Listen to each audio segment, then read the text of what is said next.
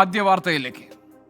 സർക്കാർ രൂപീകരണത്തിന് തിരക്കിട്ട ചർച്ചകൾ നടത്തുകയാണ് NDA. കക്ഷി നേതാക്കൾ അല്പസമയത്തിനകം നിർണായക യോഗം ചേരും. JDUവും TDPയും പിന്തുണ അറിയിച്ച് രാഷ്ട്രപതിക്ക് കത്ത് നൽകും. മൂന്നാം മോദി സർക്കാരിന്റെ സത്യപ്രതിജ്ഞ ശനിയാഴ്ച ഉണ്ടാകും എന്നാണ് സൂചന. അതേസമയം രണ്ടാം മോദി സർക്കാർ രാജിവെച്ചു. പ്രധാനമന്ത്രി നരേന്ദ്രമോദി രാഷ്ട്രപതിയുടെ വസതിയിലെത്തിയാണ് രാജിക്കത്ത് കൈമാറിയത്. 17ാം ലോക്സഭ പിരിച്ചുവിടാൻ കേന്ദ്ര മന്ത്രിസഭ ശുപാർശ ചെയ്തു. ആർ രാധാകൃഷ്ണൻ ഡൽഹിയിൽ നിന്ന് വിവരങ്ങളുമായി നമുക്കൊപ്പം ചേരുകയാണ്. ആർക്കെ, ഈ സത്യപ്രതിജ്ഞയ്ക്കുള്ള തീയതിയും ദിവസവും ഒക്കെ നിശ്ചയിക്കപ്പെട്ട് കഴിഞ്ഞിരിക്കുന്നു. JDUവും അതോടൊപ്പം തന്നെ TDPയും ഒക്കെ ഈ NDAയ്ക്കൊപ്പം തന്നെ നിൽക്കും എന്നും അവരുടെ വിശ്വാസ്യത അല്ലെങ്കിൽ അവരുടെ പിന്തുണ നിരുപാധികം പ്രഖ്യാപിക്കപ്പെട്ട് കഴിഞ്ഞിട്ടുണ്ടോ? ഏതെങ്കിലും തരത്തിലുള്ള ആശയക്കുഴപ്പമുണ്ടോ? NDAയുടെ യോഗം വളരെ നിർണായകമാണല്ലോ. എപ്പോഴാണ് NDA യോഗം ചേരുക? വിവരങ്ങൾ എന്തൊക്കെയാണ്? ഗോപി, രാവിലെ ഉണ്ടായിരുന്ന ഒരു സാഹചര്യമല്ല ഇപ്പോൾ ഉള്ളത് എന്ന് നമുക്ക് പറയാനായി സാധിക്കും. കാരണം ഇതിനകം തന്നെ നിതീഷ് കുമാറും അതിന് ആദ്യം ചന്ദ്രബാബു നായിഡുവിന് പിന്നാലെ നിതീഷ് കുമാറും ഈ ഡൽഹിയിലേക്ക് NDA യോഗത്തിൽ പങ്കെടുക്കാനായിട്ട് എത്തിയിരിക്കുന്നു. ഈ NDA യോഗത്തിന്റെ അജണ്ട സർക്കാർ രൂപീകരണമാണ്. സർക്കാർ രൂപീകരണവുമായി ബന്ധപ്പെട്ട് ഘടകകക്ഷികളോട് കത്ത് നൽകാനായിട്ട് BJP ആവശ്യപ്പെട്ടിരുന്നു. അതനുസരിച്ചിട്ടുള്ള കത്ത് രാഷ്ട്രപതിക്ക് കൈമാറുകയാകും ഈ നേതാക്കൾ അടക്കമുള്ള NDA സംഘം ഇന്ന് ചെയ്യുക. 4 മണിക്ക് യോഗം ചേർന്നതിന് ശേഷം സർക്കാർ രൂപീകരിക്കാനായിട്ടുള്ള തീരുമാനം കൈക്കൊള്ളും. അതിനുശേഷം ഈ കത്ത് രാഷ്ട്രപതിക്ക് കൈമാറാനായിട്ട് ഈ സംഘം രാഷ്ട്രപതി ഭവനിലേക്ക് തിരിക്കുകയാകും ചെയ്യുന്നത്.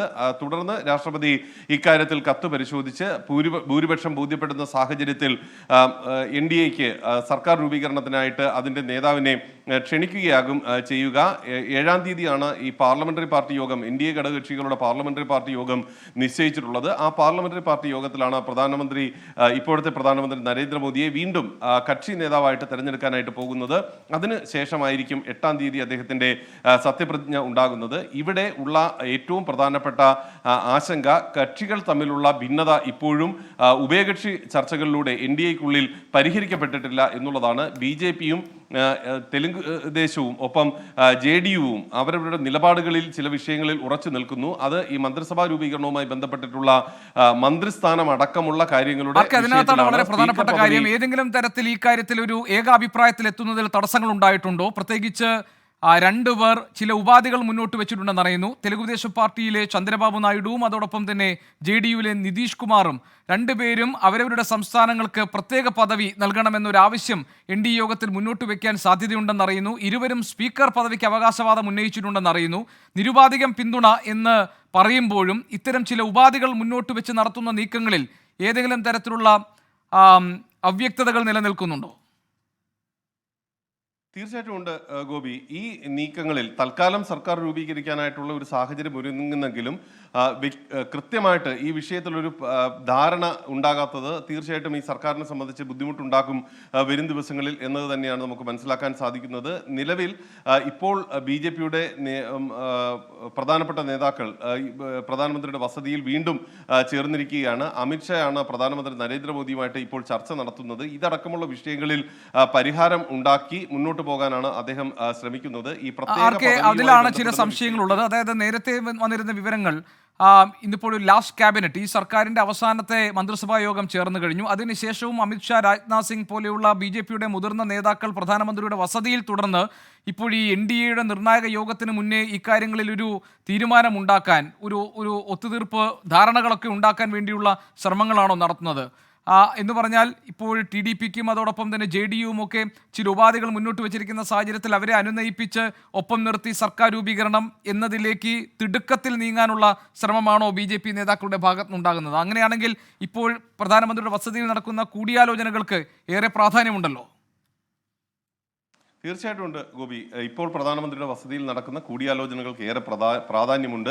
BJP എത്രത്തോളം വിട്ടുവീഴ്ചകൾ ചെയ്യും എന്നതിനെ സംബന്ധിച്ചിട്ടുള്ള തീരുമാനം ഈ നിർണായക യോഗത്തിലായിരിക്കും കൈക്കൊള്ളുക. ഗോപി നേരത്തെ സൂചിപ്പിച്ചതുപോലെ തെലുങ്ക് ദേശത്തിന് പ്രധാനമായിട്ടും വേണ്ടത് സ്പീക്കർ പദവിയും 3 ക്യാബിനറ്റ് റാങ്കും ഒപ്പം 2 സഹമന്ത്രി സ്ഥാനവുമാണ് അവർ ആവശ്യപ്പെട്ടിരിക്കുന്നത്. ഒരു സാഹചര്യത്തിലും NDA സംബന്ധിച്ച് അല്ലെങ്കിൽ BJPയെ സംബന്ധിച്ച് ഇപ്പോഴിത് അനുവദിക്കാൻ പറ്റുന്ന ഒരു അവസ്ഥയല്ല ഉള്ളത്. മറുവശത്ത് JDUവിൻ്റെ കാര്യവും സമാനമായിട്ട് 3 ക്യാബിനറ്റ് പദവി അടക്കമാണ് അവരും ആവശ്യപ്പെട്ടിരിക്കുന്നത്. ചെറിയ പാർട്ടികളും അവരുടേതായിട്ടുള്ള വളരെ ശക്തമായിട്ടുള്ള നിർദ്ദേശങ്ങൾ മുന്നോട്ട് വെച്ചിരിക്കുന്നു. അത് ശിവസേന വെച്ചിരിക്കുന്നത് ഒരു ക്യാബിനറ്റും ഒപ്പം സഹമന്ത്രി പദവും അടക്കമുള്ളവയാണ് എന്നതാണ്. ചിരാഗ് പാസ്വാനും ഒരു ക്യാബിനറ്റ് പദവിയും ഒരു സഹമന്ത്രി പദവും ആവശ്യപ്പെട്ടിരിക്കുന്നു. അങ്ങനെ എല്ലാ ഘടകകക്ഷികളും മുൻപ് കണ്ടിരുന്നതിൽ നിന്നും വ്യത്യസ്തമായിട്ട് നരേന്ദ്രമോദിയോട് കാര്യങ്ങൾ ചോദിച്ചു വാങ്ങാൻ തയ്യാറാകാതിരുന്ന ഘടകകക്ഷികൾ ഓരോരുത്തരും അവരവരുടെ ആവശ്യങ്ങൾ വിലപേശി ഉറപ്പിക്കാനായിട്ട് ശ്രമിക്കുന്ന ഒരു കാഴ്ച നമുക്ക് കാണാൻ സാധിക്കുന്നുണ്ട്. ഈ ഘട്ടത്തെ എങ്ങനെ നേരിടണം എന്നുള്ളതാണ് BJP ദേശീയ നേതൃത്വം ഇപ്പോൾ ആലോചിക്കുന്നത്. അതിനുള്ള ഒരു ഉപാധി ഉരുത്തിരിഞ്ഞതിന് ശേഷമായിരിക്കും ഈ NDA യോഗത്തിൽ BJP നേതാക്കൾ എത്തുക. ഏതായാലും 8-ാം തീയതി സത്യപ്രതിജ്ഞ എന്നതിലൊരു തീരുമാനമായിട്ടുണ്ട്. സത്യപ്രതിജ്ഞ 8-ാം തീയതി വൈകിട്ട് 8 മണിക്ക് നടക്കും. അതിന് മുന്നോടിയായി തന്നെ ഇതടക്കമുള്ള കാര്യങ്ങളിൽ ഒരു ധാരണയുണ്ടാകുമെന്നാണ് അറിയാൻ സാധിക്കുന്നത്. ഒരു ക്യാബിനറ്റ് എന്ന വിധത്തിലാണ് ഇപ്പോൾ തെലുങ്ക് ദേശത്തോട് BJP നിർദ്ദേശം വെച്ചിട്ടുള്ളത്. ഒരു ക്യാബിനറ്റും 2 സഹമന്ത്രി പദവും എന്നതാണ് തെലുങ്ക് ദേശത്തിന് മുന്നിൽ വെച്ചിരിക്കുന്നത്. അതിൽ ഈ ഫിനാൻസ് സഹമന്ത്രി എന്നുള്ള ധനകാര്യ സഹമന്ത്രി എന്നുള്ള അവരുടെ ആവശ്യം അംഗീകരിക്കാം എന്നും പറഞ്ഞിട്ടുണ്ട്. പക്ഷേ ഇക്കാര്യത്തിൽ ചർച്ച ഇനിയും പൂർത്തിയായിട്ടില്ല. ജൂൺ 8-ാം തീയതിയാണ് സത്യപ്രതിജ്ഞയ്ക്ക് വേണ്ടി കണ്ടെത്തിയിരിക്കുന്ന തീയതിയും ദിനവും എന്നത് ഏതാണ്ട് ഉറപ്പിക്കാൻ കഴിയുമോ? കാരണം ഈ കാര്യങ്ങളിലൊക്കെ അതിനു മുൻപ് ധാരണയാവുകയും ഇന്നത്തെ NDA യോഗത്തിന് ശേഷം സത്യപ്രതിജ്ഞ തീയതി പ്രഖ്യാപിക്കാൻ കഴിയുന്ന ഒരു സാഹചര്യവും ഉണ്ടോ? ഞാനത് ചോദിക്കാൻ കാരണം ഇപ്പോൾ RJDയുടെ തേജസ്വി യാദവ് പറഞ്ഞിരിക്കുന്നത് ഇന്ത്യ മുന്നണി സർക്കാർ രൂപീകരിക്കും, കാത്തിരുന്ന് കാണൂ എന്നാണ്. ഗോപി, തീർച്ചയായിട്ടും 8-ാം തീയതി തന്നെ സർക്കാർ രൂപീകരിക്കാനായിട്ടുള്ള നടപടികളാണ് ഇപ്പോൾ BJP നടത്തുന്നത്. കാരണം അവർക്കറിയാം ഒരു ദിവസം വൈകിയാൽ അത്രയും പ്രതികൂലമാകുന്ന സാഹചര്യത്തിലേക്ക് കാര്യങ്ങളെ വലിച്ചു കൊണ്ടുപോകാനായിട്ട് ഇന്ത്യ മുന്നണി ഘടകകക്ഷികൾ ശ്രമിക്കുന്നുണ്ട് എന്നുള്ളത്. ഈ ഒരു പശ്ചാത്തലത്തിൽ വളരെ ശക്തമായിട്ടുള്ള ഇടപെടലാണ് ഇപ്പോൾ BJPയുടെ ഭാഗത്ത് നിന്ന് ഉണ്ടാകുന്നത്. വേഗത്തിൽ സർക്കാർ രൂപീകരണം യാഥാർത്ഥ്യമാക്കുകയാണ് BJPയുടെ ഏറ്റവും പ്രധാനപ്പെട്ട ലക്ഷ്യം. അതുകൊണ്ടാണ് ഇന്ന് തന്നെ മന്ത്രിസഭാ യോഗം ചേരുകയും രാജി സമർപ്പിക്കുകയും ചെയ്ത് മറ്റു നടപടികളിലേക്ക് കടക്കാനായിട്ടുള്ള അവസരം ഒരുക്കിയത്. അതിന് പിന്നാലെ NDA യോഗവും ചേർന്നിരിക്കുന്നു. ഇന്ന് രാത്രി തന്നെ ഈ പിന്തുണ അറിയിച്ചുകൊണ്ടുള്ള കത്ത് ഘടകകക്ഷി നേതാക്കളെ കൊണ്ട് രാഷ്ട്രപതിക്ക് കൈമാറിക്കുക, ഇതാണ് BJPയുടെ തന്ത്രം. അങ്ങനെയാണെന്നുണ്ടെങ്കിൽ സർക്കാർ രൂപീകരണവുമായിട്ട് BJPക്ക് അനായാസം മുന്നോട്ട് പോകാനായിട്ട് സാധിക്കും.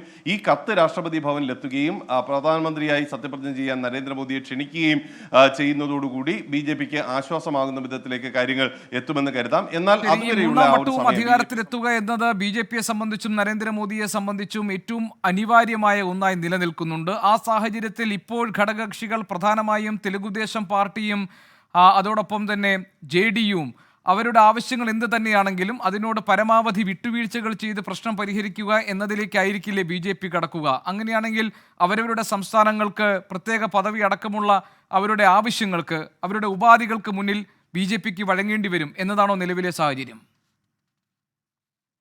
തീർച്ചയായിട്ടും അങ്ങനെയുള്ള വെച്ചിരിക്കുന്ന ഉപാധികൾ ബലത്തിൽ അംഗീകരിക്കുന്ന വിധത്തിലേക്ക് തീരുമാനം എത്തിയില്ലെങ്കിലും അത് സ്വാഭാവികമായിട്ടും പരിഗണിക്കാം എന്നുള്ള ഒരു ഉറപ്പ് നൽകി മുന്നോട്ട് പോകാനായിരിക്കും BJPയുടെ ദേശീയ നേതൃത്വം ശ്രമിക്കുന്നത്. കാരണം ഈ നീതി ആയോഗുമായി ബന്ധപ്പെട്ടിട്ടുള്ള വിഷയങ്ങൾ ഈ പ്രത്യേക പദവി നൽകുന്നതുമായി ബന്ധപ്പെട്ടിട്ടുള്ള വിഷയത്തിലുണ്ട്. അതുകൊണ്ട് അക്കാര്യങ്ങളിൽ വിശദമായിട്ടുള്ള ചർച്ച നടക്കേണ്ടതുണ്ട്.